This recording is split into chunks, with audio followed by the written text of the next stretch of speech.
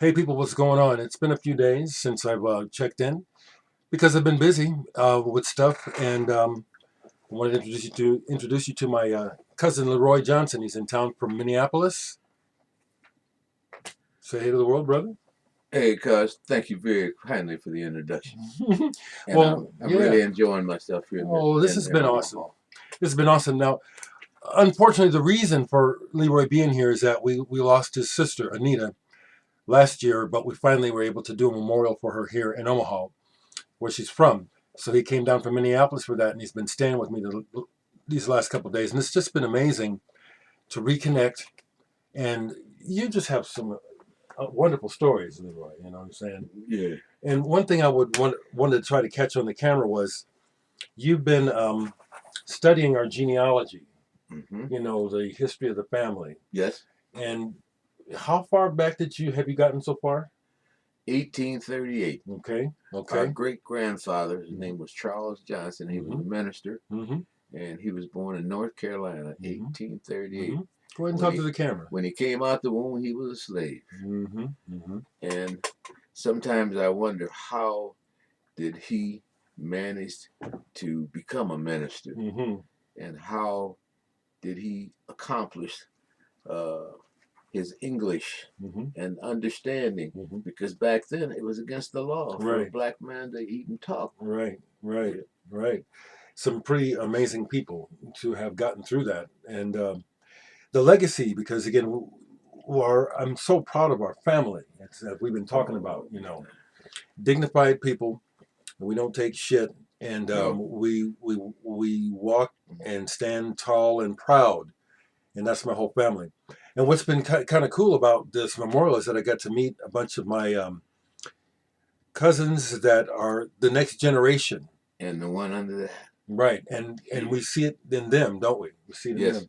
It's a trait, and it seems like it's just strange why you don't have an opportunity to be around them when they're little kids, Mm-hmm. but you see them at 20, Mm-hmm. 25, 30 years old. Yeah, yeah. And then when you look at them and you listen to them, it's there. Mm-hmm. Yes, It's a family trait. it is. And It we don't is. know where it comes from. All we know is family. Yeah, yeah. It's a beautiful. I'm Mhm. really proud of it. So you'll be heading back to Minneapolis today. It's been awful nice though. Man, I've enjoyed myself immensely. Mm-hmm. Mm-hmm. You know, Mm-hmm. it's been beautiful. Yeah. It's almost like unreal, Mm-hmm. Mm-hmm. to go from from my stage of life, because I'm about 20 years or so older than you. Right. He's 84. Y'all look at how good my man's looking. Yeah, I'm lucky. That's that old blood, and I believe that comes from our grandfather, our great grandfather, on the Johnson side. Mm-hmm. Um, the one thing that's bugged me is I cannot go any further than him. I wish. Yeah. Yeah, We were talking about yeah, that. Because of slavery. yeah.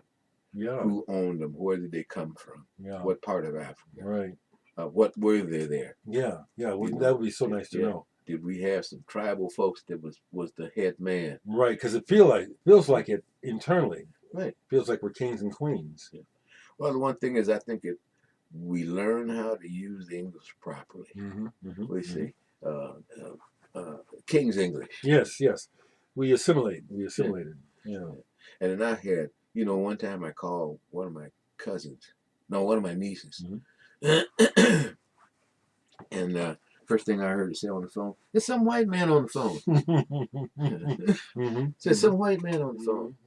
I said, "What the hell's the matter with her?" Told me some white man. It's uncle. I said, "This is Uncle Leroy." Mm-hmm. Oh, Mm-hmm. you sound like a white man. Mm-hmm. I said, "Look here, I could not help how I talk. That's right. I went to school for a purpose. That That's was to get right. education." That's right. That's right. And said, I still use it. And I said, my grandfather, my grandmother, my cousins, my uncles, they all speak properly. Yeah. Yeah. It's a good thing. Yeah. Yeah. It's a beautiful thing. So I really just wanted to just capture just a little bit on video this visit with my cousin Leroy. Like I said, he's 84. I'm 66, and hope to see each other more times. But I thought it was a good idea to capture this and then also to share with other people. It's a time capsule. It is a time capsule. And I also wanted the world to see, because some of y'all have contacted me through social media, wishing Leroy and I a really good visit. and the visit has been Excellent. it's been amazing. Excellent. It's almost like I've never been away, Hmm. in a way, because I'm Yeah, comfortable. yeah, and that brings up how we drove around looking at places, and ain't nothing, hardly nothing's left. Nothing's familiar. Yeah, It's that's like, something. in a way, to me, it's like being in China. You've been saying that, yeah. It's It's like just being. like somebody drives you to China and say, hey, what do you think? Mhm. I'm looking around, hey, I don't know nothing. I'm Yes, just indeed. here. Yes, indeed. Yeah.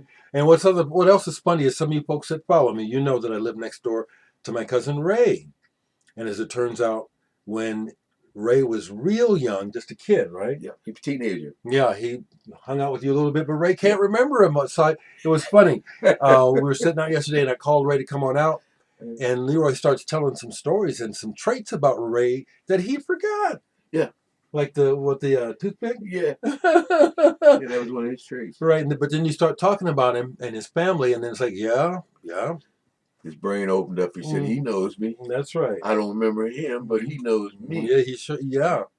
So that's been a wonderful thing, and of course, this is one thing I want to say, and I've said it on my own, but I really encourage you folks to listen to your elders and get the stories, and because Leroy's just been just blowing my head up with some of the history. You know, so a lot of things I kind of knew, and there's other things that I did not completely know.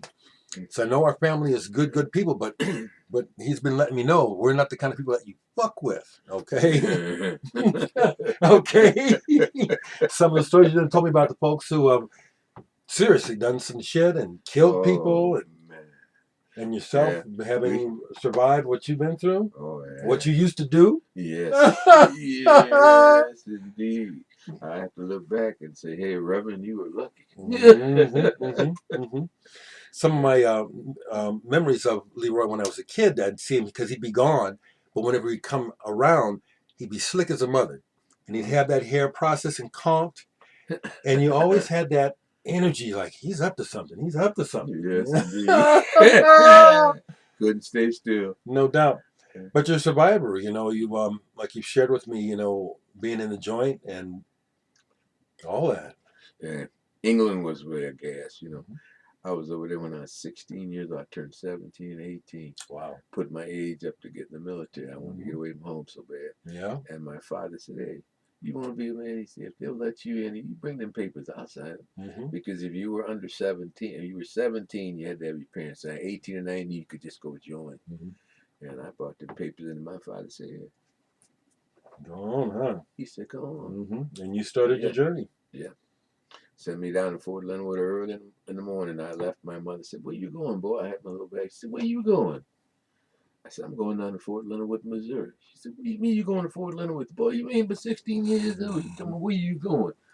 I said, well, Mama, if I don't leave here and go down there and be down there, he said, the military police will be here and they're going to have me in jail this afternoon. That's right. And so I just cried and kept walking. I kept walking, man. And the life has changed. Yeah. Ever since then. Indeed. Quite a journey. And you're still here. Yeah. Still here. I'm hoping I'll make it to 90. That's what I'm good. shooting for. Good. It'd be wonderful. So I'm glad to share these few moments with you folks. I'm going to go ahead and sign off. You know what I'm saying? We're going to go back and chill out here and visit your younger brother, Ronnie. Yes. Today before he heads back to Minneapolis. Hope you all are doing. I have some new stuff that I got into review, and I'm ready to review it now. So probably the next video I'll be doing some music reviews, and hope you all are doing good. And as you know, I always say, let me know how you're doing in the comments, and have a wonderful day. Take care.